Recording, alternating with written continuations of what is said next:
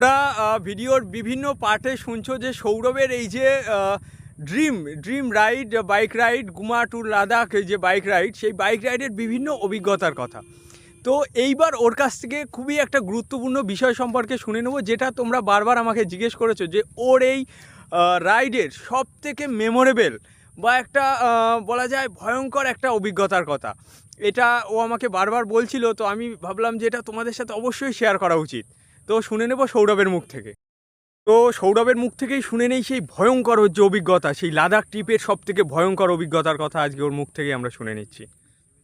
তো আমরা যেদিন হানলে থেকে সার্চু প্ল্যান করি। আচ্ছা তো আচ্ছা, এই হানলেটা কোন জায়গাটা সেটা হ্যাঁ, একটু হানলেটা বলে দাও। লাদাখের মধ্যেই একটা আচ্ছা জায়গা আচ্ছা আছে হানলে। আচ্ছা তো আর সার্চুটা মানালির দিকে যেতে পড়ে সার্চু। তো আচ্ছা আচ্ছা আচ্ছা এই হানলে থেকে যখন আমরা সার্চু প্ল্যান করি, তো যথারীতি আমরা বিকেল 5:30টার মধ্যে সার্চু পৌঁছে যাই। এবং আমাদের হাতে তখনও অনেকটা টাইম ছিল, যেহেতু লাদাখের সন্ধে হয় 8টার সময়। তো আমরা ভেবেছিলাম সার্চুটা ক্রস করে দারচার দিকে যাব, বারালাচালা ক্রস করে।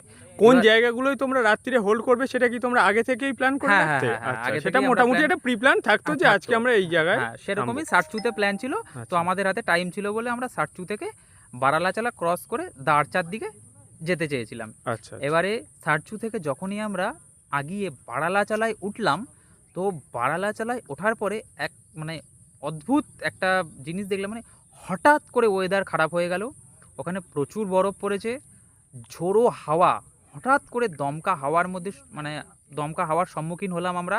মানে কোনো রকমে প্রাণ বাঁচিয়ে সেইখানে আমরা একটা টেন্ট ছিল, হুম, ডরমিটরি টেন্ট। আচ্ছা তো সেই টেন্টে আমরা কোনো রকমেই রাত কাটালাম। মানে খুবই খুবই একটা মানে ভয়ঙ্কর অভিজ্ঞতা। এবং ওই রাতে আমাদের যে 4জন ছিলাম, ওই 4জনেরই কিন্তু প্রচুর শ্বাসকষ্ট হয়েছে আচ্ছা ওখানে।